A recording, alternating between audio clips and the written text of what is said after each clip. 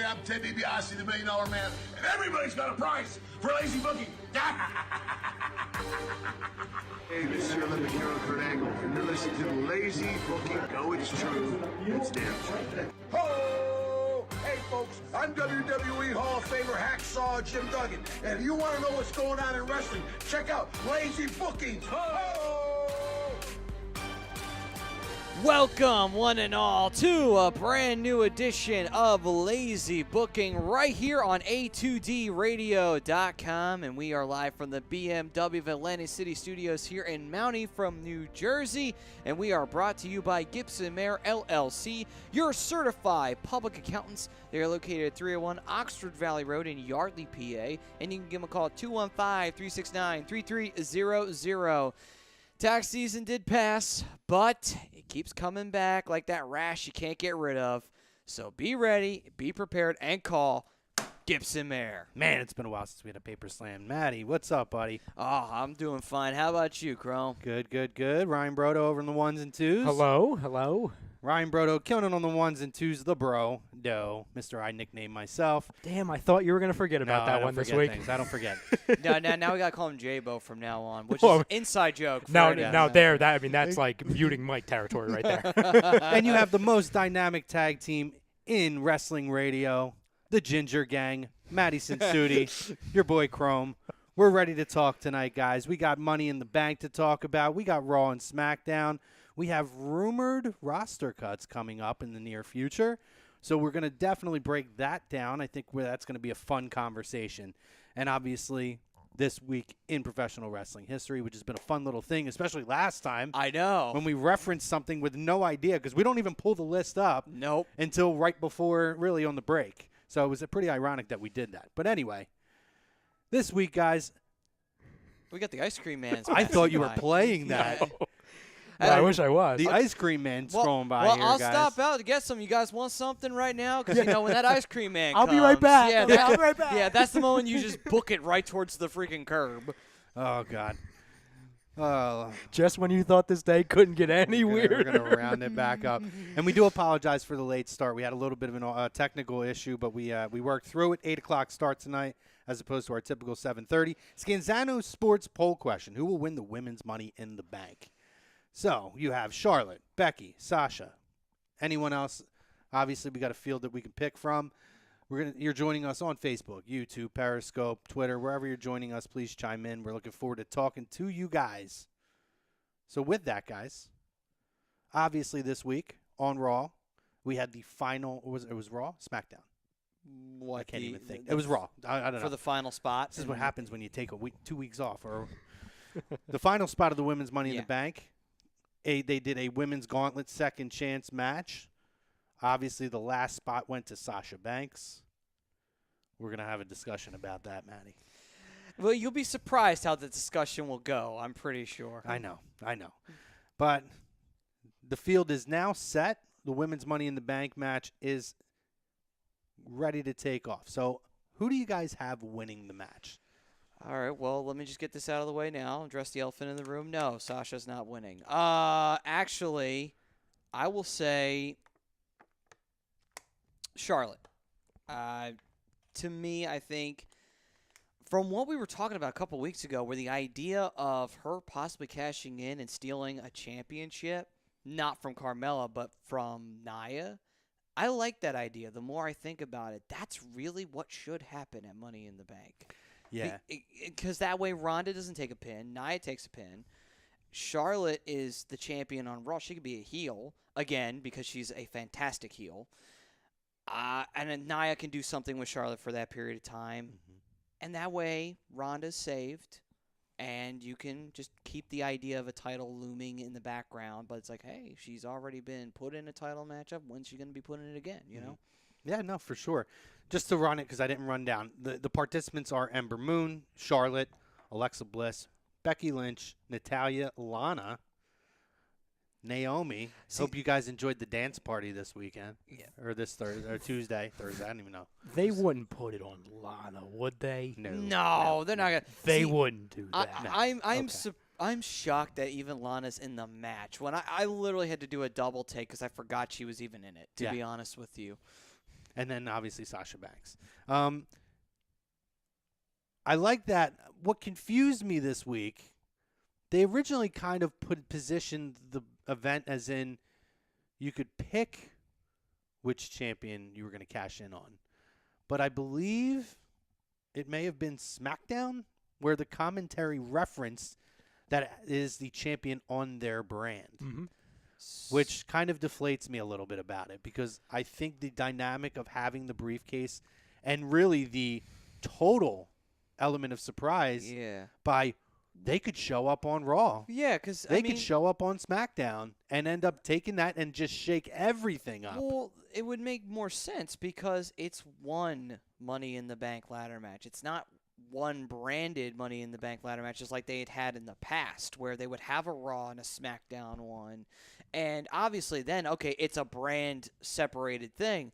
Now it's just one women's Money in the Bank ladder match. It's one men's. Wouldn't it make sense to have that contract be open to either championship?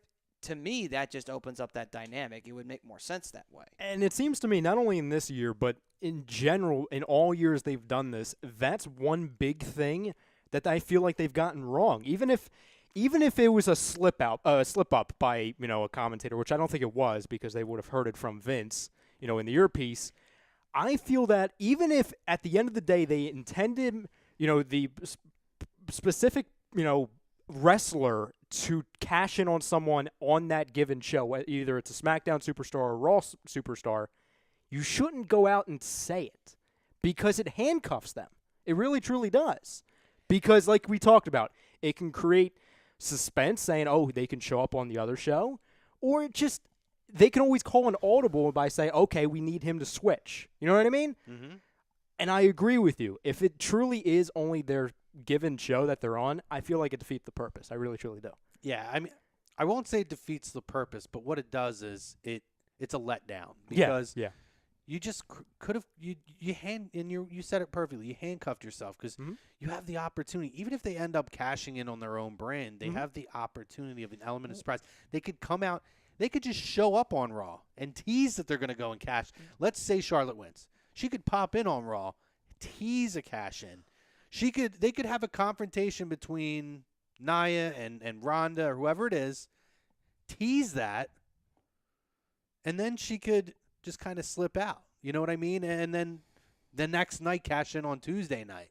You don't know. I mean, there's so many possibilities that they could have done with it, and I'm really just disappointed if that's the case. But I picked up on that immediately. But here's the thing, though. I didn't mean to cut you off there, but no, you're good. You're good. But here's one thing though that I think could happen though. You could easily have Charlotte win, and still pull off that whole cash in, snag a belt. But here's the thing, just for hilarious levity reasons, what you do then is the very next night on Raw, Kurt Angle comes out, and then Charlotte comes out, and he's saying, "But you're not a member of the Raw roster." No. I demanded a trade from SmackDown. And it happened through Stephanie McMahon, and Kurt Angle was not informed of this. Well, you could, yeah. I mean, because I'm just saying, that way, there's a couple of ways to address this so that way it doesn't look stupid, where someone says, oh, well, it's got to be your brand's champion. It's like, well, technically it's Charlotte's brand if she got traded. No one announced the trade. It was just done behind closed doors, and it was one guy was going to Raw, one person was going to SmackDown. It can happen that way. Well, the good positive about that, too, is it enhances two storylines. Because then now, again, with the obvious tease of heat that's continuing to go on between Stephanie McMahon undermining Kurt Angle's decisions, periodically, it does continue to carry that on. I do think, I'm assuming probably at SummerSlam we're going to get Hunter and Angle. I think that's a strong possibility at this point because they're continuing that tease in that program. All right. So I'm about to say something that's not going to be very popular in this. Well, it might be to you, Maddie. It won't be to you, Crow. But I'm gonna start it off with a question, okay? Oh boy, here we go. I think I have an idea. Yes, you probably do. Yeah. Okay. All I got is water. I could use a vodka right now. Yeah. Maybe that isn't water. I'm coming to a possibility there. When it comes down to the women's Money in the Bank match, okay, who would you say needs it the most? Becky Lynch. Or, like, give me your top 3 on who would need it the most. Oh, I mean, it's tough. And Maddie, you as well. All right. Well, obviously, I have an idea of where you're going with this, and you're going to say Sasha. And Sasha doesn't. I may need or it. may not. but at the same time, Okay, she is one of them, though. why do you say she doesn't need it? Why do you think Sasha doesn't need it? Why do I think Sasha doesn't need it? Yes. Because at this point, she's been passed by others, and they still have her stuck in this weird thing with Bailey, and that needs to conclude before they get to anything. Or they just need to whether they're going to be pals totally and hug it out, that's fine. But at this point, Sasha's had that run. There are women that have passed her who have earned that opportunity. Case in point, I talked about this with you beforehand. The massive mistake on Raw was to not put Ruby Riott in that match. And here's the thing, though. I agree. I agree 100% that I was surprised. I was very surprised at the end of the Raw they decided to have Sasha go in. I'm like, it didn't make any sense when you think about it, because you're like, well, wait a minute. Wouldn't it make more sense? It would make more sense if Bailey got in on that case, because then that way you can at least continue the Sasha Bailey angle where Sasha could get jealous again of Bailey. But it doesn't work the other way around. At the same time, too, if Ruby would be the most obvious person you put in this match, because she clearly has the most ability when it comes to the matches. She's shown that. She has got probably the best stable right now besides the Iconics in the women's area. The Iconics are awesome. Ever since Paige left Absolution, I'm sorry, that group's kind of starting to go to the wayside, tragically. But at the same time, though, I don't know if you can ever say that Mandy Rose is. I was going to say I'm half of them is, I'm the not other one saying no. That. Yeah, I'm yeah, just yeah. saying that the group itself is kind of like, well, now they're just kind of aimlessly wandering SmackDown. But what I would say, though, is that it would make sense for Ruby to be in this match, because she's kind of earned the right to be kind of put in that women's title picture on Raw. She was in it in SmackDown, so it would make sense. And to couple with that, the history of the Money in the Bank is now they have certain people who win the match or they'll win the belt, or I'm sorry, the briefcase, but it creates a scenario. So the majority of it is people who are primed for that next push, whether it's someone who really does need it, like a Becky Lynch who was there. Becky's paid her dues at this point. I think Becky's ready to be pushed and elevated back. Sasha doesn't need it, because Sasha, as much as she's been down, she's not in a position to where she needs to win a title. She still wins. She still gets over on people. Becky jobs to everybody, and Becky is one of their best workers. Well, you kind of answered my question to a degree on what you said at first. You pointed out that she's been stuck in kind of a limbo with Bailey, and this thing needs to end immediately. It does. So while I agree with you, she does not need a title right now. She is in drastic need of a storyline. And we all know that the Money in the Bank briefcase is a storyline. We saw with Carmella. Hell, it almost took her a year to cash in. So we have to remember, just because they win the Money in the Bank briefcase, it's not guaranteeing that she's going to get it the very next night or the next month or 2 months from then. It could be 9 months away. It's a way to kind of put them back in the shadows, yet keep them relevant because they have the briefcase. But if you look at the history of it, it's been people who were ready for that next level push, or in these circumstances where John Cena won. Cena went to cash in and failed, which was a mind blown to everybody. What did that do? By putting it on him, they still served a purpose for it, which was Raw 2000 when he faces CM Punk. That was utilized to complete the heel turn of CM Punk at that point. When you look at Randy Orton wins the Money in the Bank, cashes in his Money in the Bank, ends up becoming champion, which in turn was used to give a formidable foe for Daniel Bryan to get the next step up. There was always a purpose, even if it was a big name. I'm looking at the list of women. Ember Moon, she doesn't need it yet, but Ember Moon is at least somebody who you could say they're going to give an opportunity to. She fits that bill, yes. Becky Lynch is someone who has really paid a lot of dues at this point and still performs at a high level. And they've done enough storyline-wise talking about her being on this slide to where giving her that, it fits the storyline. But my issue is you don't have a Ruby Riott in there. Who else on here really needs it? Lana is not on that level. No. I'm sorry. I don't mind her being in the match. No. But she's not on the level. Naomi doesn't need it. No, that's for sure. Alexa Bliss doesn't need it. No, that's for sure. Charlotte doesn't need it. I'm not opposed to her winning because she's Charlotte. Well, and because there's so many ways that you can always go with Charlotte, like the one we talked about last week. but going back to that, why doesn't she need it? Because she's Charlotte. Right. So it's kind of a 2-for-1 fold. But She doesn't need it. But the difference with Charlotte is that a program with Charlotte is here and everybody else is down here. I don't care what anybody says about anyone else in the division. A program with Charlotte, whether she cashes in and wins the belt and then runs a program, that puts somebody else in another main event program, which is why it makes sense. Like I said, when Cena and Orton won, there was a purpose for those big namers winning that. It took a while sometimes to get there, but it got there. Same thing with Sheamus. Sheamus won, cashed in. The purpose was then for him to be the guy who then at that point, and it worked, got Roman over when Roman took the belt off of him. In my opinion, when I brought up that, who needs it the most, at the top there's two. It's Becky Lynch and it's Sasha, because they both have something, or numerous things in common. But number one is that they haven't had a big-time, very, very good storyline in a while. They've been stuck. They've been stuck for a long time. But to be fair, though, and what Chrome's saying, though, is that Becky doesn't have anything, period, going for her. Whereas Sasha does have the thing with Bayley going on. If they would just get their heads out of their asses and just decide to book it properly, it could be something. And it could be huge. I mean, I hope it. I would think at this point they both have enough of a following. Even for the people who are kind of over it, it's like, I just want to see the end of it. And they would get invested in that if they would just turn the freaking dials up on it and just push forward with it. But this is WWE. And I completely agree with you guys. The only reason why I'm not saying Becky's going to win it's because I've been going along the prediction for the last month that I think Becky Lynch is turning heel. So that gives her something. That's a shift in her character, in her storyline. So I think while I have Becky Lynch turning heel, one of them's turning heel. And I think if they would have turned Sasha heel, they would have done it 3 months ago when they should have. Yeah. Yeah. So I have Becky Lynch turning heel. So the only other person that's at the top of that list that A, didn't turn heel, B, doesn't have a storyline, 3, we don't know what the hell's going on with her and Bayley.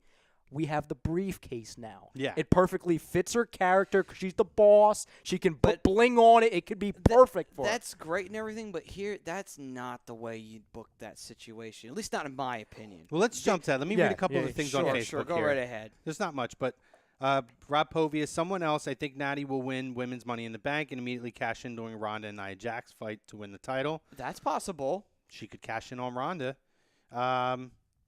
They have been hinting at a heel turn for Nia, or is that a heel turn? It's weird what they're doing with Nia. I was going to talk about that. It's almost like they feel like Ronda needs to have a heel to work with, so they're like doing that kind of quick, let's turn her heel real quick. Kind of like they do with Undertaker sometimes, where like, or case in point, and this is a little drastic, but Hogan and Shawn Michaels, when they worked, Michaels was a face. They turned Michaels heel for 1 month, and then after they shook hands and posed together, and they were totally fine. That was the overselling crisis that happened. I can tell you exactly what they're doing with Nia. They're doing, because for the the whole feud pretty much with her and Alexa Bliss, it was because of the whole backstage storyline, whole thing with she was being made fun of and she had no confidence and she was all upset. I think they're trying to go along with, okay, now that she has the belt, she's overconfident. She's cocky. She doesn't know what to do. You know what I mean? I think that's what they're trying to do. But man. I don't say I like it. I think it sucks. That is not spaced out properly to do something WWE. like that at all. But at the same time, too, like, to quote on that, you don't need a heel or anything for Ronda to face. The fact that it's Ronda Rousey sells it. So you don't need to do something stupid like that. But you know what? I'm not WWE. What do I know? I'm not some television writer who doesn't know what the fuck he's doing. So Rob continues and says, this would differentiate between Carmella's first Women's Money in the Bank win, well, both of them, epically long hold of the briefcase. I'm not against the idea that they may cash in the same night, and we'll get into that, but I think that there's a good possibility whoever wins. Mike Parker says A2D is back. Yes, we are. Obviously, our savior of A2D, Thomas Kennedy McMahon Arnone, a.k.a. Thomas Thanos, has returned, as has A2D Radio. He's returned from the Dominican. Don't let him hear you say our savior, because he's going to take that and run with it. I know. Just I know. Since you called him Thanos, we should call him Thomas from now on. Thomas. Thamos. I don't think he's seen the movie yet, so I don't even know if he'll get the reference. Vincent Corsaro says Charlotte's the best mic worker, so if they're going to switch brands, it will be her. I agree. I think that she is somebody that could transcend both brands. Taylor Quesnell, he says, hey, boys, can I get a Valentino shout-out? LOL, I'm an indie worker from Salt, Canada. What's up, Valentino? What's up, man? If you get a chance, man, send us, join Real Talk, and then or send us some clips of your stuff. If there's anything on the internet, I would like to check it out. Got any cool matches You know? to throw our way? Feel free to. We got the A2D Real Talk. You can put a few things in there, or there's the Lazy Booking page, which you can click the link at the top. Show page that you can click on there and follow that, and then you can message me some stuff. Yeah, it does not take much for us to sit down and watch wrestling. So. No, man. We love it all. So definitely share us that stuff. What do you have over on the YouTube? All right, so on the YouTube, got David Raska chiming in. What's up, David? Saying, I am ready. Lazy Booking Almas will win Money in the Bank briefcase and cash in at the same night on the WWE Championship. Make it as a triple threat match. Almas isn't in, buddy. I love Almas, but he ain't ready for that yet. He's just wished next year. He's talking about next year. Yeah. Raska rebooks every pay-per-view that we're. That's sometimes he rebooks like NBA games. Sometimes he rebooks the pay-per-views after they're done. And some Stanley Cup Finals, but you know we love them all the same. Absolutely. Raska, the Jets are not playing. Wise Society Wrestling chiming in. Hey guys. What's up? Why? He also goes on to say 3/4 of the horsewomen in the Money in the Bank, which is true. Yep. He's also saying Natalia, I guess, saying as a pick for that was his his pick. Money in the Bank. He also says, I don't hate it. He also says to me, Matt, it would make more sense to pin now and take it from Ronda. I don't know. I mean, you could go either way with it. But truthfully, I would say if you don't pin Ronda, then you can easily build up the idea of, well, Charlotte only pinned Nia. She never pinned Ronda. So she's unproven against Ronda. Yeah, and I think that we talked about that last week. So let's say it's Charlotte, or let's say it's Natty. Or somebody, you know? So I'm going to go with the premise of Charlotte because I think Charlotte's going to win the Money in the Bank. Sure. Or Becky. But I think Charlotte. So I did talk about last week that, you could have Charlotte win, and then she could pull a Seth Rollins and cash in the middle of the match. Mm-hmm. She could end up pinning Nia. Now, technically, Ronda has her first loss, but Ronda's never been pinned. That now sets up a 2-month build-up to SummerSlam because that is the second biggest event of the year. And what is a worthy enough main event for that event? Ronda Rousey and Charlotte. Mm-hmm. I've been on that bin. Since Ronda came in, I've been saying since January they're going to build somehow to Ronda and Charlotte at SummerSlam. Yeah. That actually would be the best thing ever because it'd probably be the best women's main event for anything in that era, in that time period of wrestling since Sasha and Bayley at NXT TakeOver Brooklyn. It would probably be on that same spectrum. And listen, if they want to get her over, if she beats Charlotte at SummerSlam, that is going to get that, or at least in terms of showing that the company's backing her. Yeah. And if Charlotte's willing to put her over, which she would be. Charlotte would have no problem with that. That's a great opportunity to build her up even bigger. Absolutely. And then Whiteside going on saying, I mean Natty, and then he says, now I mean Nia. And then he goes on to say, if possible, Finn should win and cash in on AJ. If not, Miz should win Money in the Bank. Okay. Now, back with Natty. Now, if Natty wins, I don't hate that either. I don't Natty either. wins. No. Natty can cash in mid-match. She could pin Nia, and she is already on Raw, so it's technically the same brand if that's the route they're going. And now it's the teacher and the student, and you build up that angle. The teacher and the student. The next pay-per-view, Nia gets her rematch out of the way. Now you go boom, and Ronda never lost her opportunity. Natalia took it from her. Build that up to SummerSlam. You know what? That makes sense. It makes sense. I don't want her to win. I don't want Natalia to win. That would give him a perfect out. It really, truly would. Would. Are we hot? Yeah. The mics are hot.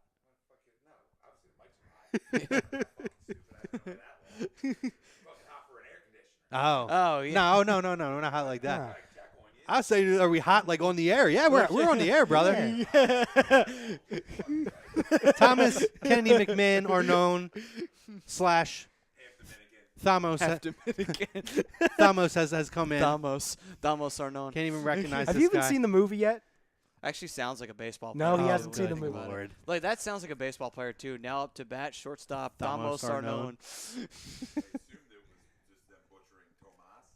No. No, that's us just. No. See the movie. It's the character. It's the villain from Avengers. Yes. So rounding it back. No, I mean that to me that's another. It totally makes sense. Absolutely makes sense.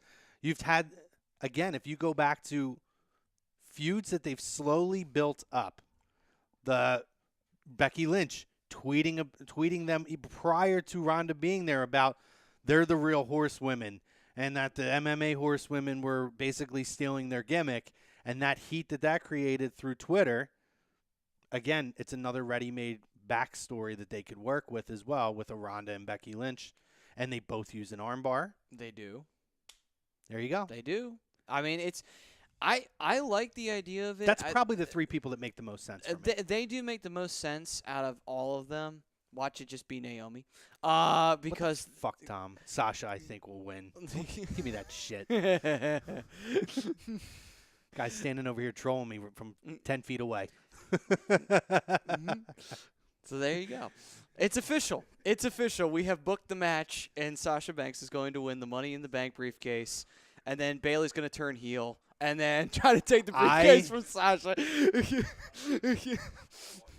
I will resign from A2D Radio for 15 minutes For 15 if Sasha minutes. Banks wins Money in the Bank. For 15 minutes. I will officially hand in my 15-minute resignation letter. Your 15-minute resignation. It'll be 13 pages, though. I'm sorry.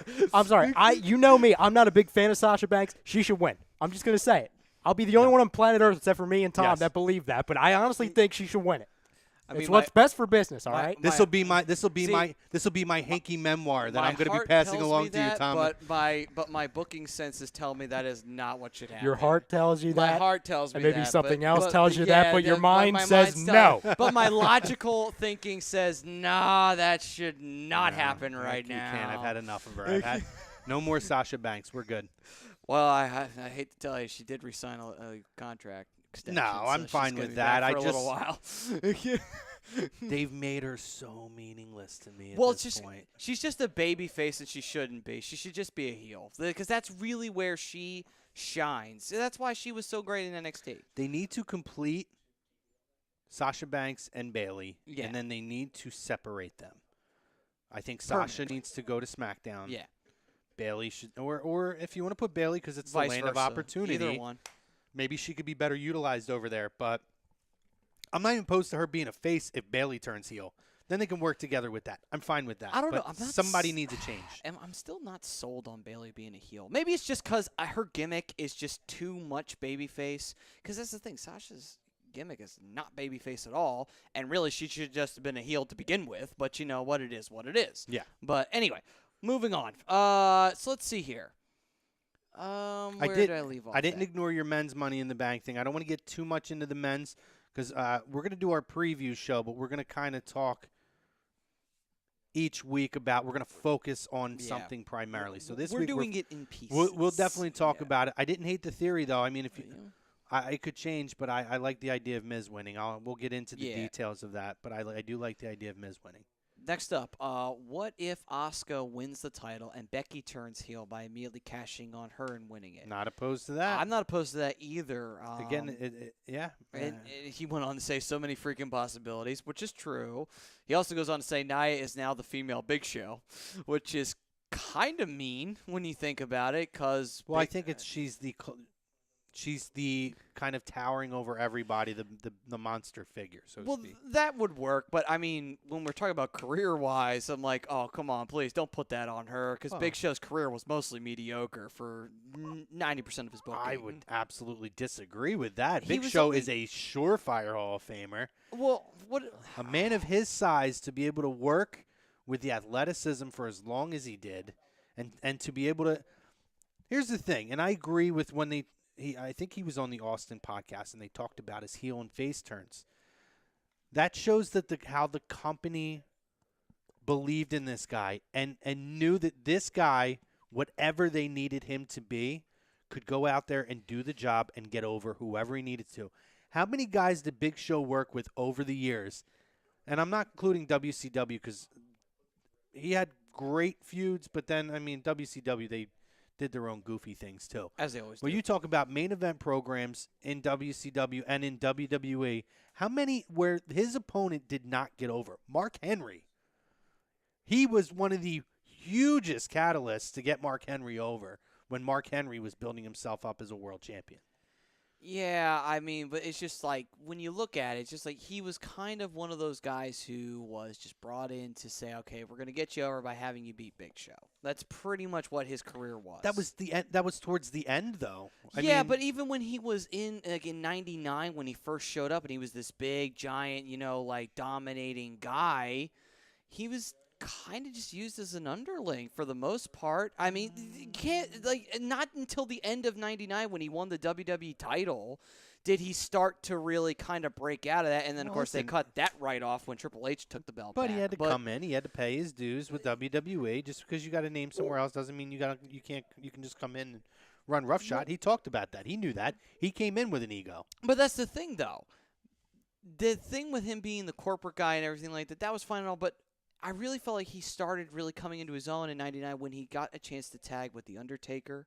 And, yeah, I mean, it wasn't exactly the most earth-shattering part of Taker's career or Big Show's career, but it was a good time period for him to learn how to work as a big man, big time, because you're working sure. with I agree with that. with one of the best big men in the business. Absolutely, I agree with that. And they really did a great job in the tag division. They were the best heel tag team they had for a period of time. That was going up against the Rock and Sock Connection, Nightly, X-Pac and Kane, because they just had random tag teams back then.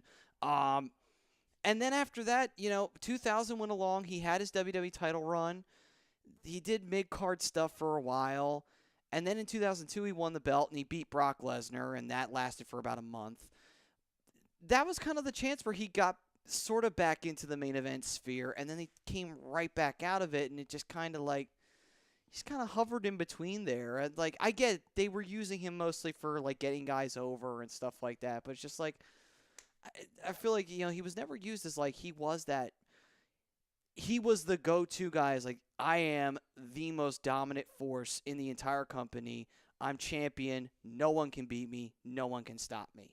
I just kind of feel like they never gave him that opportunity as a champion. They always just kind of took the belt immediately off of him. Well, listen, the moment that he gave it to you weren't him. going to have that when you have a Steve Austin or a Rock or an Undertaker or arguably Kane.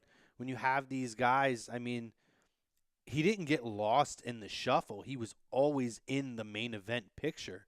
But when you talk about sustainability of guys working long programs, that's the guys you're going to go with. The guy shows a guy that working with those guys was he was a portion of selling the tickets. But when you talk about the mass majority, Rock put the butts in the seats. Austin did in ways that not many people in the history of wrestling were able to do it.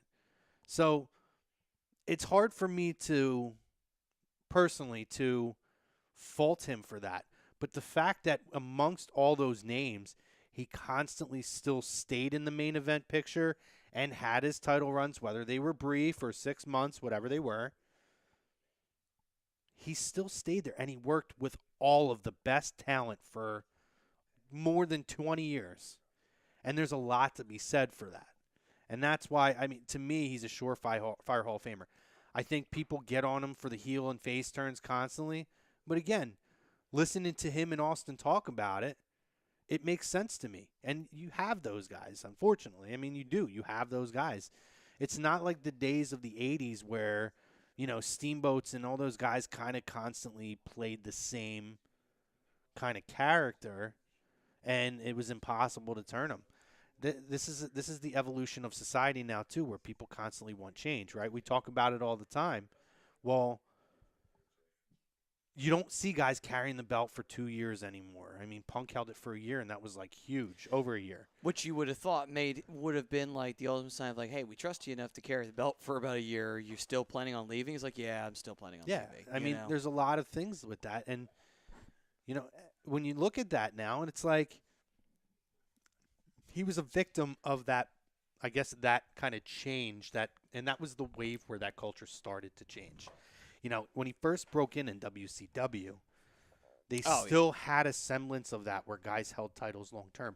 But as Bischoff started to change the industry with the 900 pay-per-views and clashes of the champions and running Raw for 3 hours or 3 hours and 5 minutes and beating people, there was constantly a change to one-up the next person.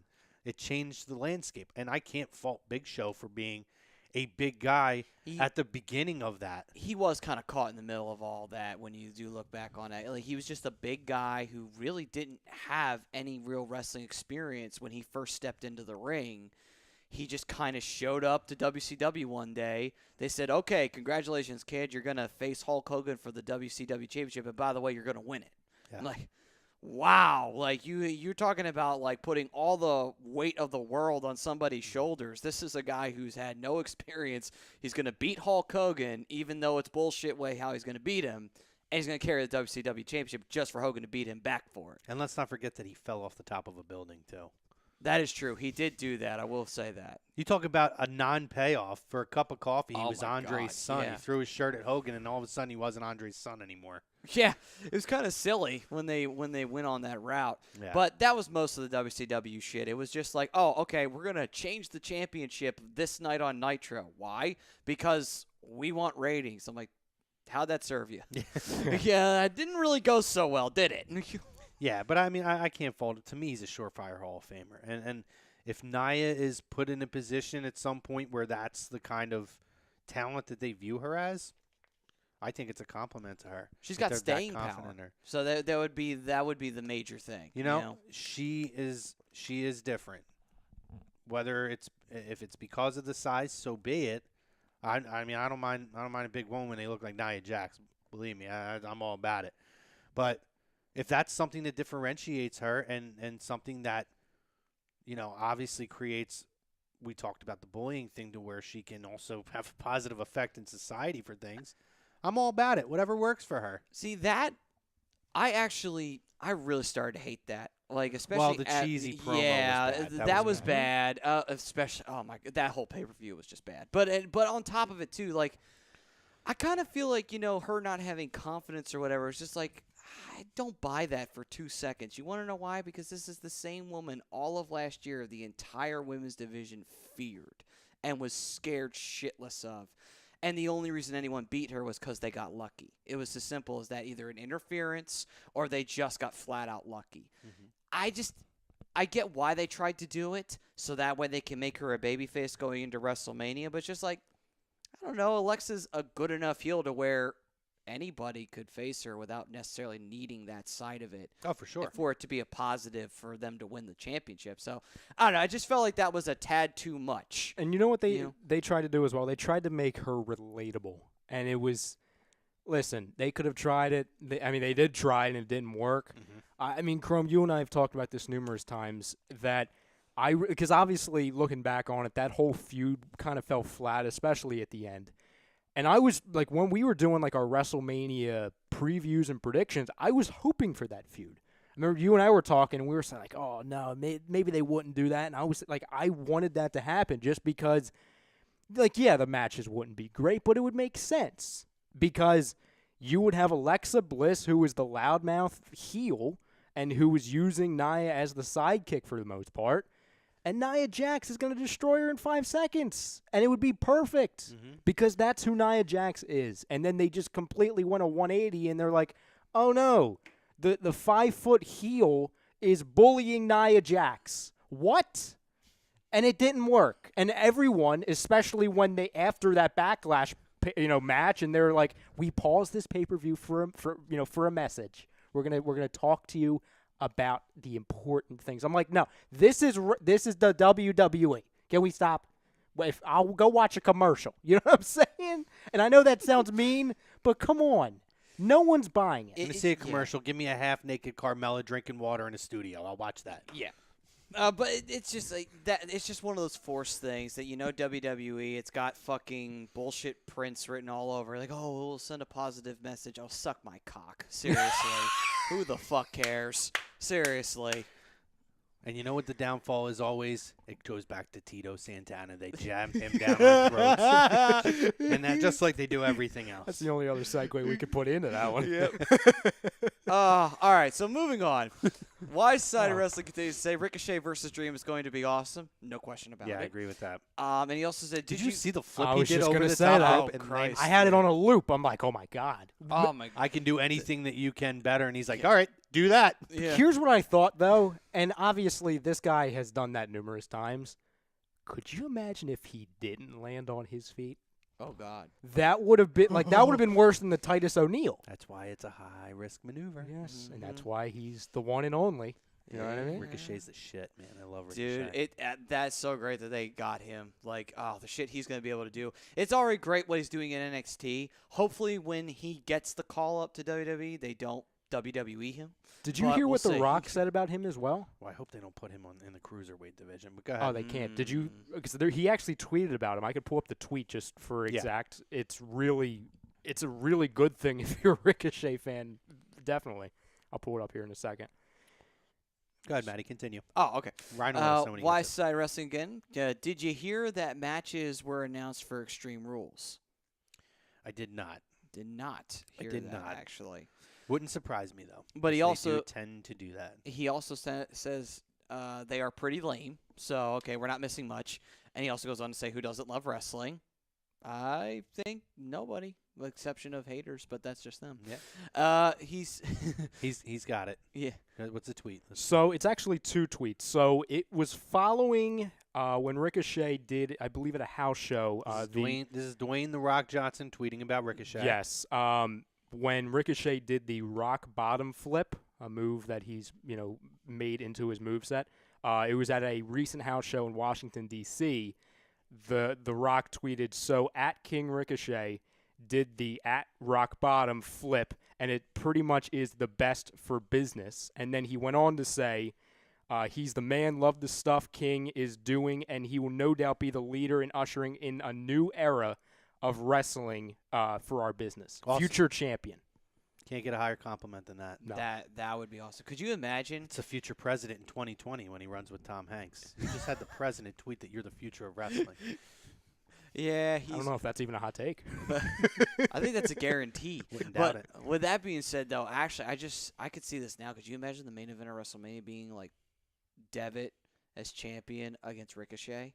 Oh, God, that would be a great main event right there. Ricochet And the best Balor part would be of it, really too, is that If you don't know who Devitt is, it's Balor. it's Balor. I Finn just Balor. call him that because my NJPW mark came out. But could you imagine that main event? Two small guys, but they're selling out a big venue for because sure. they're that fucking good. Yeah. Like, that is amazing. That would be amazing. But goes on to say, he also says, except for Raw, for his comment of who doesn't love wrestling. And what else? He says, Ronda's Charlotte is being saved for 35. Nah, I mean, if it doesn't happen at SummerSlam, I would tend to agree, but I don't think they're going to wait that long. Goes on to say, Natalia would cash in Money in the Bank and win. Ronda wins at SummerSlam. Charlotte wins Rumble. Charlotte versus Ronda at WrestleMania 35. Makes sense. That's not bad. It's a good train of thought there. And he says, I feel like Natalia is a waste of a spot. That's why I think she is winning. Otherwise, Bayley should have gotten that spot so that they can do a 4-horsewoman 4-way stare down. Well, let's look at who didn't I make could it. do without Bailey. I can do without Sasha, too.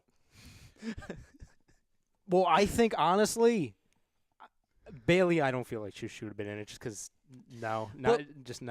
Getting back to how I was saying, how when you were talking about Sasha winning Money in the Bank and how it would serve that purpose well for the rivalry, It's the total opposite, in my opinion. You have Bailey get in and win it.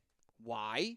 Because that'll piss Sasha off to no belief. I am still 100% sold on Sasha needs to turn heel. Fuck the Bailey turning heel thing. I don't buy it for 2 fucking No, seconds. Manny, you have to understand.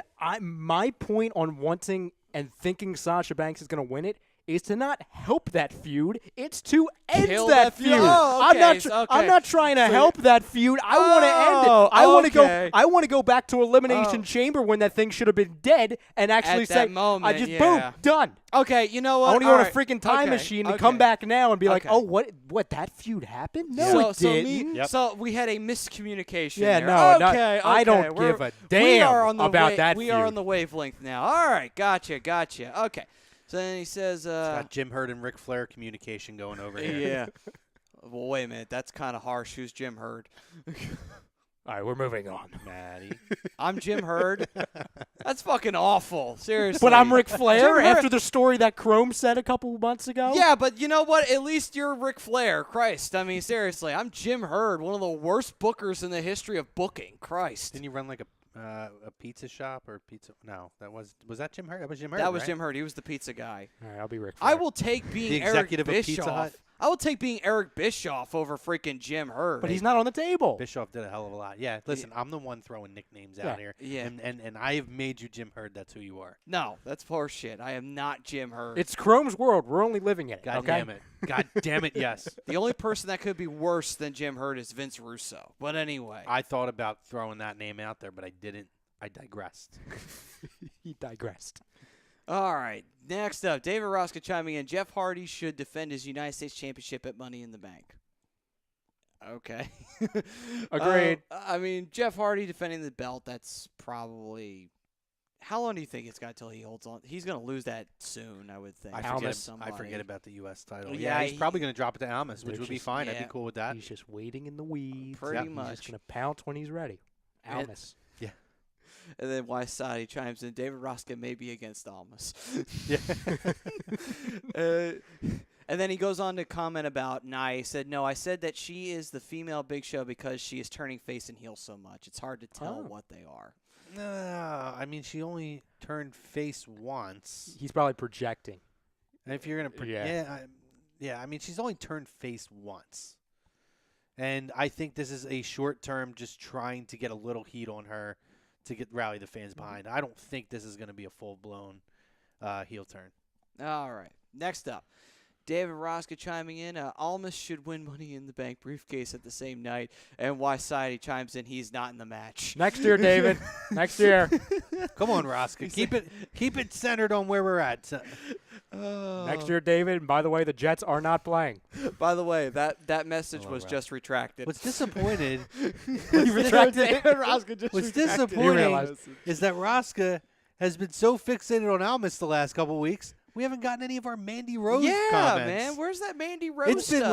like weeks Yeah. since Well, we he's got been Mandy listening to Rose. Maddie, and he thinks that whole faction is dead. So he's like, Almas. No. I mean, honestly, okay, here's the thing. They should at least be doing something with them that's like, okay, let them be. Like, they don't have to have a page, but at least be. I still think they should have been like Carmelo's buds who were just trying to help her keep the championship as her being a heel. That way she can keep the belt longer, and it makes perfect logical sense. She's got Sonya and Mandy cheating for her, Well, basically. I'll say this real quick because I know we're up against it. On the other side, I'll bring up a name and or group that I think is in big trouble. Big trouble. And I'll just leave it at that. Sure. Just a side note, too, if you guys didn't know, Daria Baronato, Sonya Deville, her sister got married this weekend in Ocean City. Oh, well, So and Mandy Rose was there. I know because you guys make fun of me all the time. What but did you do? her her Instagram story. So Mandy Rose was in Ocean City, New Jersey all weekend this weekend, and none of you fuckers knew about it because you don't follow her on Instagram and Snapchat. Who? Bitches. Mandy Rose. I follow her on Instagram and Snapchat. Well, apparently you aren't paying attention to her stories. What do you want me to go down there? I watch it. Well, you know what? You I can mean, take a day trip to the I mean, boardwalk, hey, happen to run listen, into her. What's up, girl? If you're gonna go stalker, go all the way. I mean, don't half-ass Gotta go this all out. thing, you Gotta know? go. Don't just My do buddy social was. media. My buddy was Just gave there. her a like and a follow. That's all I'm trying. Just nice fan. My That's buddy. it. Oh, sure, nice fan. That's it. My buddy was there though. He was there on Sunday or Saturday, one of those days, and I did send it to him. I was like, just so you know, because I know you're in the area. She's there. And he did text me back, and he's like, I didn't see her. He did look for her, but I will give that. He didn't go specifically to see her. But he said, I looked for her all day. I couldn't find her. Anyway. Oh, my God. On the other side, we're going to talk Raw and SmackDown a little bit. We'll touch on that. We're going to talk potential cut names because there is a rumor that the next purge, the annual purge, is coming up in the next month or two. We'll talk about potential people who could be in danger. I'm sure that's where Ryan was going. And we're going to talk this day in professional wrestling, May 31st. So, Maddie, give us a paper read, buddy. All right, so this was all brought to you by Sports Outlet. For all your sporting needs, located at 703 Black Horse Pike in Glendora, New Jersey. Give them a call at 856-939-2030. Email them at sportsoutletnj@comcast.net or visit them on the web at www.sportsoutletinc.com. Awesome. Thank you, Facebook. Thank you, Periscope. You guys joined us. Click the link at the top of this video. We're going to continue the second half over on YouTube. YouTube fam, we'll see you guys in a few minutes. Talk to you soon.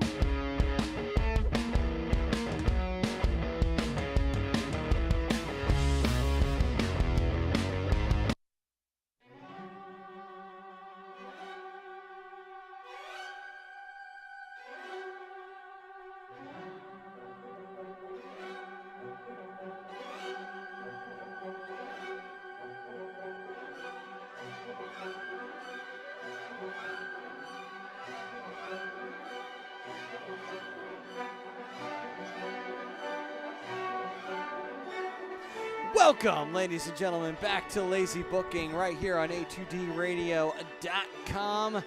And we are live from the BMW of Atlantic City Studios here in Mount Ephraim, New Jersey.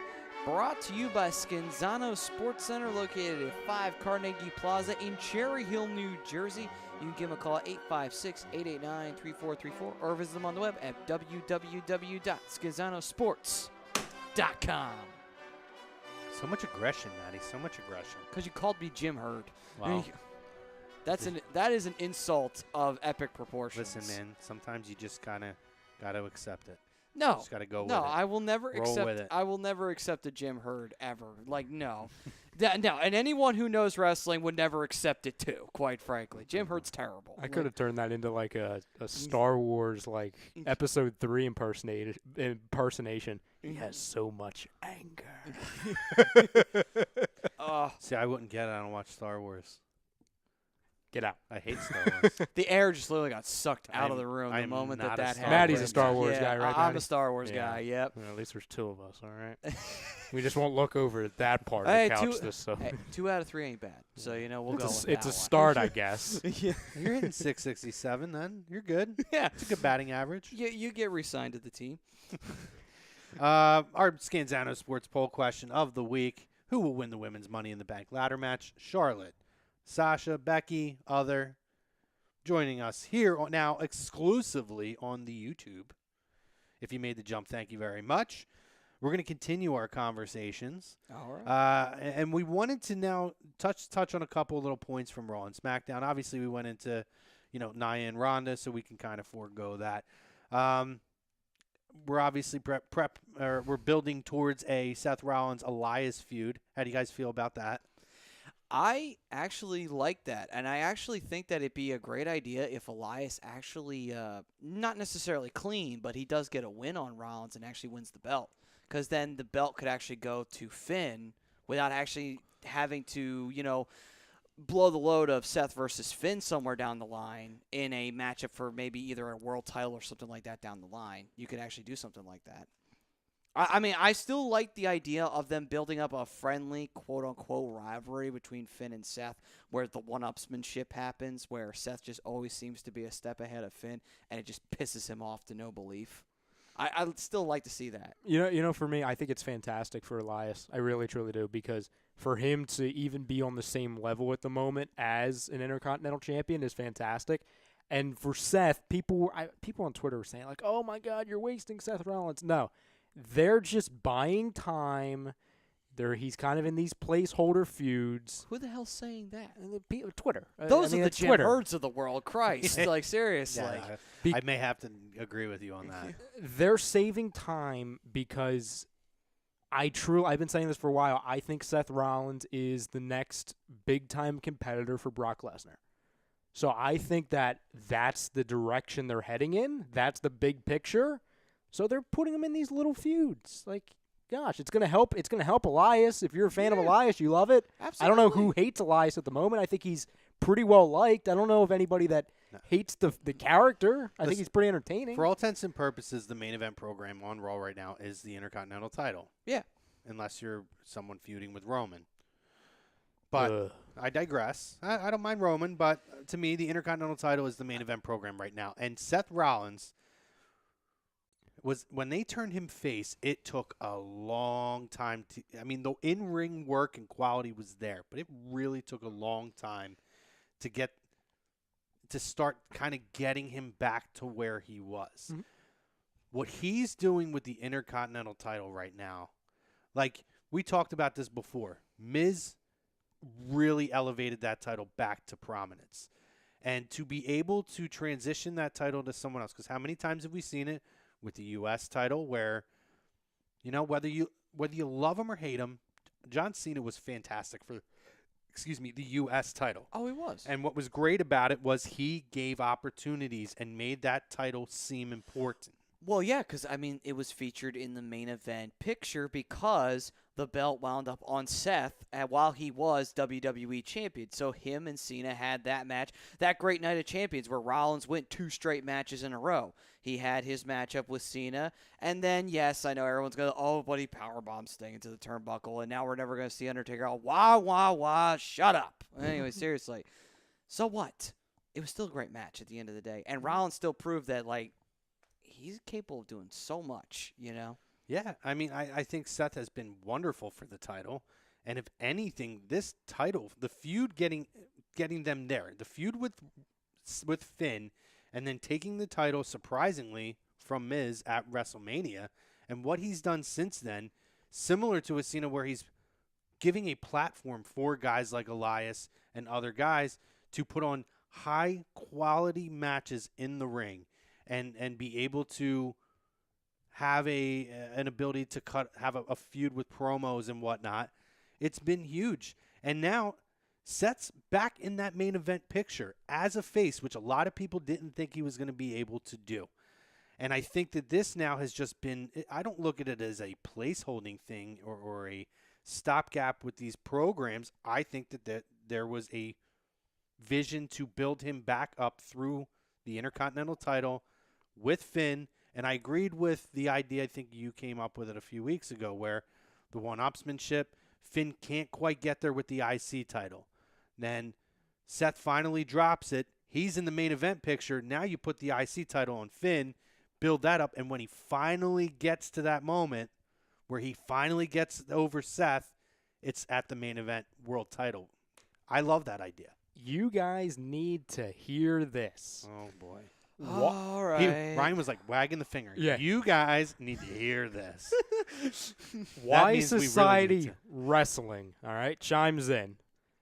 First off, he says Cena and Nikki Bella breakup was fake like we all thought. Right. We thought it was Yep. a work.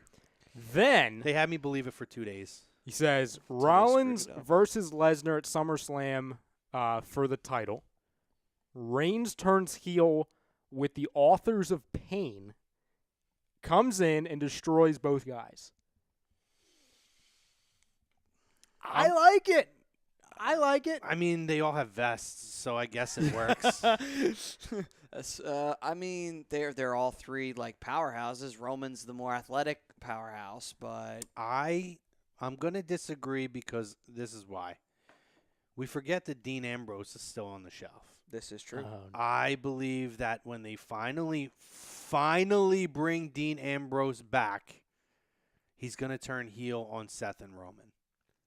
And I think that's going to be what's going to get him where he needs to be. I don't ever believe that Roman Reigns is going to turn heel. Sorry, don't say it's that. not going to happen. I don't hate the idea, but there's tons of theories that you could have that could have worked out for Cena, but he never was going to, and is never going to turn heel. Never needed to, and they're never going to turn. For all intents and purposes, guys, Roman is already the biggest heel in the company. It doesn't matter if he's a babyface. A babyface can be a heel. He is a heel. He is the most booed, hated, and criticized guy in the company. Which, what does that make you? It makes you a heel. I guess In the eyes of the fans, he is already the biggest heel. I mean, let's be honest. He gets a reaction, good, bad, or indifferent, from everybody. I mean, You are right, yeah. I mean, let's be honest. It takes a lot to get cheers for Jinder Mahal. That's all I got to say about that. Jinder was cheered when he was throwing punches at Roman. and I guess That- we have to. That takes a lot. The crazy. I mean, you And are people right. hate Jinder Mahal. Yes, they And I do. mean, they fucking hate Jinder Mahal. People have to ask themselves what truly is the definition of a heel. And for me, like, yeah, the only thing that's keeping Roman from being an official heel is taking shots at the audience or something, or taking shots at a very over babyface star. But I feel like another babyface will do the same thing if they're going after one another. But if we really lay out what the definition of a heel is, which is based off of the reaction of a crowd. Listen, I would love it if they would make it quote unquote official by having him act like it instead of just being reacted by it. But I mean, if we're going by reactions, he is a heel. Listen, people love the bad guys. In a lot of ways, you could say that Samoa Joe is a face because Samoa Joe gets tons of cheers. And what does a heel do? Create a reaction and get more cheers for whoever they're going against, right? He's going to stir up the reaction and do whatever he has to do. Roman Reigns is the biggest heel in the company right now. Now, we don't need to have a name tag that says Roman Reigns, heel wrestler, to understand that. I mean, if you understand what it is, he's a heel. Actually, they should do that. You want to know why? Hi, I'm a heel. That'd be a great It would T-shirt. be a though. great T-shirt to sell. Just have him have a name tag. It's like, "Hi, I'm Roman Reigns. You hate me." No, I'll go on. I'll go even further on that. And this is an idea. WWE, listen, I'm giving you permission to take this idea No, from me. Just send me a trademark it check so in the that- mail. No, just send me whatever. Whatever number you put on it. It's a great idea. You'll get your 15-cent royalty check. Yeah. It'll be a perfect fourth wall breaking T-shirt. Have a little thing where it says, "Hi, I'm Roman Reigns. I am," and where it would say heel or face, have it blank. Thank me later, WWE. Well, you could feel anything other than Well- heel or face in there. It's open for interpretation. Sure. So you want to have a Deadpool joke just Listen, sitting right I'm there just on going by what Roman's would sell. shirts. Would you buy the T-shirt, or would people buy the T-shirt? I mean, Because you know what the probably. best part is too. I see what Ryan's Listen. saying. Because here's the thing: you go on to www.shop.com and they don't put any limits or any restrictions on. You could put anything at the end of I am. You could say asshole, and it will be right there. I am an asshole, basically. If you don't think that WWE is smart enough to realize that he's a heel, John Cena, they made their own Cena Sucks shirts. Yep, they did. And sold the fuck out of them. That was awesome. And people went and bought them and gave WWE their money because Yup. they hate Cena so much. To buck the system, they're going to wear the shirt that says Cena Sucks, but in turn, hand the WWE their money to do it. Yes, they You don't did. think they know that this guy's a heel? Come on, guys. Oh, yeah. Come on. And honestly, it wouldn't shock me if the part of the jamming him down our throats is to continue to get that heat. I know people think that they're doing it to try to get him over. He's already over. Guys who aren't over are guys who get no reaction. Yep. That's the bottom line. That's how it is. Before Rusev Day, Rusev fell into that. How many guys can we go down the list? Dolph Ziggler fell into that for a while. Drew McIntyre, his first run in WWE. Drew McIntyre, yeah. There is a number of talent over the years that get no reaction. And then once Roman? they do something. Oh, Curtis Axel and Bo Dallas. The best prime example right now. Because let's be honest, that B team thing is freaking hilarious. Oh, it's great. I still wish they wore the shirts with the taped faces. Oh, If God, that would've WWE been sold great. that shirt, Oh, I would wear that. I would pick up every single one of I would- those. I would oh wear my it. God, that would be great. But again, step back for a minute, guys, and just think about what's considered over, what's a heel and a face. WWE's working everybody. Yeah. They know what they're doing, and guess what? On top of it, they're still selling the shit out of Roman merch. Yeah. Why Society Wrestling has been typing this a lot. So it's a quick question. He says, what is your favorite stable? Bet you can guess mine. And I'm guessing he's talking about the Undisputed Era. That's his picture. Quickly, what's your favorite stable right now? Right now or just in history? Oh, that one as well. If I'm going right now, I would probably agree with him that there's not a lot of I was gonna say. stables. Yeah. So let's go history. I guess. Ironically enough, a stable that I'm starting to enjoy, and it's not like a main event. I love Titus Worldwide. They crack me up even more now. I don't know why. Well, it's They because just do. Titus fell. It wasn't even that because I kind of was on board. Like I like that they didn't try to make it something more than it was. Like they have Brazzers, fucking Dana Brooke. You know what? She is. Let's just call it what it is. She is. And then you look at like even Apollo. Like the guy struggled to really give any kind of an emotion other than the smiling, kind of cheesy, baby face kind of a thing. Now you see a little bit of like a personality in him, and he's a good worker. I enjoy them. That's like obviously that's an undercard kind of a deal, but yeah, we're talking. Yeah, no, we're definitely talking. Probably Undisputed Era for me. I like the Riot Squad too. I'm not a big Sarah Logan fan, but it works. Right now, it has to be Undisputed Era only because, like, that has everyone that you could possibly want in a dream stable right there. Indy on top of everything. Yeah, and this is taking Bullet Club out, obviously. Oh, yeah, the but Bullet Club is the obvious answer. We're taking them out if you're talking strictly WWE. yeah, if you're talking strictly WWE, If I'm going all time, and for me, it's God, that's tough. I grew up NWO. Like, I grew up in the prime of that era, and I caught the Horsemen, but I was very young when they were in their real hot pocket. And then, obviously, I had like, when I really remember watching a lot of it, it was Benoit, the Benoit, Horseman, Malenko. Because you have to remember, and too, McMichael. like, when we were kids, when I was a kid, I was like 7. That's when Flair disappeared from WCW. So Yeah. you had that gap to where it was by the time he made it back to WCW, I was already more invested in WWE. Excuse me, and it was probably or NWO. I love the Horsemen overall. If I reflect back now, there's never been a stable like the I Horsemen. mean, it was weird though in the '90s with the Horsemen, before because they had that whole thing going. Because they would have Benoit and Mongo come out and do the Four Boys. It was like, yeah, but the stable's not even there. Flair's not there, so it's kind of pointless. That was a really weird period with WCW. But then again, there was a lot of weird shit in WCW during that time period.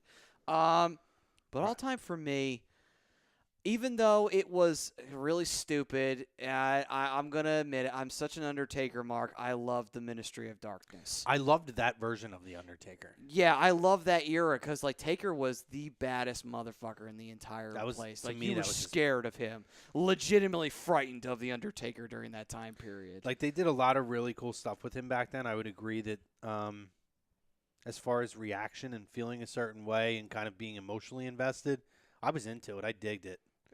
Before it became the corporate one, then it kind of got stupid. But, you had Viscera, who was there. He was this big, scary-looking guy. You had Mideon. You had the Acolytes. Thank God, because the Acolytes were a great tag team. And you had the Brood in there, too. Edge, Christian, and Gangrel. So that's an awesome stable right there, really, at least in my opinion. Oh, for sure. And, the NWO was fantastic. Now, I don't know if you guys were old enough to really remember the NWO in their prime. I caught that at the very tail end. I remember the Wolfpack a little bit better, only because that was the latter portion of it. That was 98, 99-ish period of time when the Wolfpack started rolling around. Yeah, see, that's when I started to kind of get out of it. But when they first debuted, when Hogan did that turn, and when the Giant did the turn, and there really was an element of unexpected, who the hell's going to show up next? You legitimately, when they talk about that, you legitimately believed that Nash and Hall were sent there by WWE. It was a confusing time. There was no internet, and at that point, it was crazy to think about. And obviously, it would be cool to see who's going to turn next. And then it got really watered down when they really started overdoing it. Yeah, because they went to the well too many times. Yeah, by the time they started having, IRS somewhat joining the thing, it's kind of blowing this thing up, aren't we? Yeah, anybody can join the NWO now, right? Oh yeah. Now I know we only got 10 or 15 minutes ish left, so let's talk because I want to get the last two segments in. Rumored roster cuts coming up. Just kind of briefly, who do you guys see as someone or a couple of people that are in danger, and maybe someone who, whether because they stink, in your opinion, or you just think they could benefit by going to Japan or somewhere, who do you think could benefit from being cut? Well, I have a list on here. If you want, I'll go through it, and you just tell me if you agree or disagree. Of potential cuts? Well, it is A2D radio, so go for it. It was fitting, you know what I mean? Go for it. So I'll start over here on Raw, and I'll include the cruiserweights. Okay. Because unfortunately I have a few. Arya Daivari. Holy shit, he's actually in the. I forgot he's in the. No, company. I like Daivari. Keep him for the cruiserweights. But do you believe he could? Not should he, but could I don't he? think they're going to cut a lot of them. I could see. Run through the cruiserweights. Who do you think Daivari? I don't think that he could. I don't think he's at risk. They've used him enough as a heel foil to. The thing though, if you cut a cruiserweight, then what the hell is he going to do in NXT? Or what the hell is he going to do? Period. It's kind of just has to stay really in the cruiserweight. Well, no, division. if they cut him, he's gone. He's out of the company. These are okay. I see total what you're roster talking about. cuts, Okay. gone from the company. Yeah, but what's he going to go do outside of WWE? Well, that's not their concern. Yeah, no. Tozawa. These are the I'm just running down the cruiserweights. I don't think Tozawa will go. Obviously not Cedric Alexander. Hopefully not Drew Gulak. No. Not Jack Gallagher because he's in the Not Gallagher. in the tournament. Not Tony Nese. Gran Metalik. He could probably go. I like him. They don't do anything with him though. He'll probably just go back to Mexico. Hideo Itami. No, they won't cut him. There's too much invested in him. That's that whole situation. What could have been, you know weird. what I mean? I feel like they should just because, what, the man should just go back to Japan and get back his prestige. And I think he could be at risk. I don't think they will. Kalisto. No. Lindsay Dorado. I wouldn't be surprised if he goes. Yeah, I could see him going. Mark Andrews. I didn't even know he was on the roster. Who? Got him. 'Cause I don't know European. who he Feel is. free. He's from the The United UK Kingdom. tournament. Okay. Oh, that's why. Okay. Obviously not Mustafa Ali. They still have Neville in here. Never.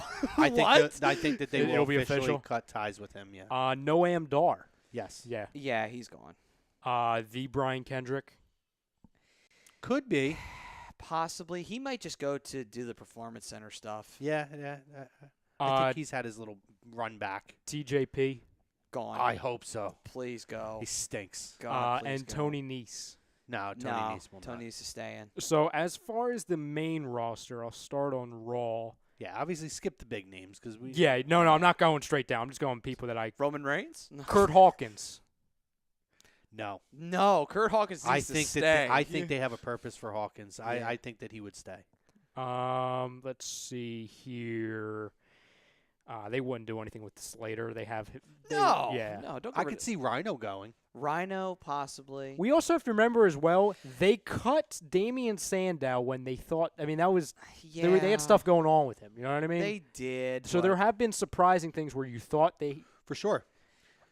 I- There's a lot that they do with Slater though outside of just the in-ring stuff. Yeah. He's and that's why he's always featuring a lot of the network stuff. I don't think that they will cut him. You- I could see Rhino going. Do you think that he might join the B team? Because that'd be kind of fun. No. I don't know. I'm just throwing ideas out there because there's a lot of B team players. Zack Ryder. You know, he's weird. You know, you never know when you're going to get a Zack Ryder I think sighting. Ryder could be a surprise, but I don't think that they'll cut him. People. I think they wouldn't cut him because they would be too scared of how over he would get over in elsewhere, whether it's Impact or he could go over to Japan. He could. The conspiracy theorists on Twitter earlier I was reading, they're like, "Oh, Mojo Rawley," and I'm like, "No, because he has ties to Gronk." Yeah, if they want to pull Gronk in, I don't see them cutting That'd be Mojo. stupid to get rid of him for that reason. Then we go to SmackDown, the Colognes, I could see them going. Yeah, they're going to go. and then we have Mike Bennett. I think he's going to go. Yeah. And it's a shame he's because gonna. obviously Maria got pregnant, so that's Well, why he was also kind had of he also had an addiction. Yeah. issue. But I think he'll go. Yeah. It sucks for him because he's actually really good. Yeah. No, he's not a bad wrestler at all. Is there any chance this could be the ultimate surprise? Ty Dillinger. I wouldn't be surprised if he Wouldn't goes. shock me. I mean, honestly, his booking has been so bad. He had You a pretty know. good match with Nakamura on SmackDown this week, though. He did, but the problem is like they just don't give him anything. They just have him become the butt of everything. And by the way, for the people that I've heard Lashley's name thrown out there, he ain't going nowhere. Lashley, he just got back. Why would you? What? I have legitimately heard He's a Lashley's family name. man. They can't cut him. I've heard Big He's Cass. got kids. I've damn heard it. Big Cass's name thrown out there. Huh? Yeah. Big Cat. No. I No. know. No. No. R-Truth. No. I don't think they'll ever cut our truth Wha- either. wha- I'm Why? Hold on. Wait a minute. He's still around. Christ, Yeah. I thought he was already gone. For whatever reason, they Jesus. love our truth. So they in can that use him company. twice in a backstage segment? But I think at this point in his career, he's pretty old. He Yes, is. I know. I don't know that they would. Yeah, I mean, he may See, not work in the ring very. It's a shame that he came back to WWE when he did because they had him when he was young and then his gimmick got fucked. But it's like, damn man, if they had only just kept him for that Yeah. period of time. What about... Nah, they couldn't. Aiden English? I hope not, but No, wouldn't not shock right me, but I hope now. not. Not right now. Not until the Rusev Day thing's run its course. I think you don't want to get rid of him. I think Rusev could be a surprise cut. I hope Huh? not. What's going I on hope today? not. Please no. Why? Well, you know what though? I pray no, but I it wouldn't wouldn't be shock me. surprised because WWE, with the shit that he says about WWE, he just shoots on the company all the Well, fucking time. I and- think it's a working shoot. I don't think he does. I think he has fun on Twitter, but if there's any rumor to all that stuff going on, it wouldn't surprise me if he was a cut. Now, do you have any NXT superstars in mind? I don't even know who half the roster. I was going to say, I can't go go through a list because God, half that's of an them are endless developmental. roster. I could see some. Alicia Fox is a name that comes to mind. I'm Oh, surprised. maybe. Yeah, she I might think just she go. I think she would Yeah. She's go. been around for so long. I like Dana, but I think Dana Brooks is a name that could go. Yeah. Because I mean the Titus Worldwide thing unless they want to keep her there for that. Do you have the reason. women on there? Go down the women. Let's see. Do they have? I'm on the website. Do they have just strictly women? No, they do not. But I can go.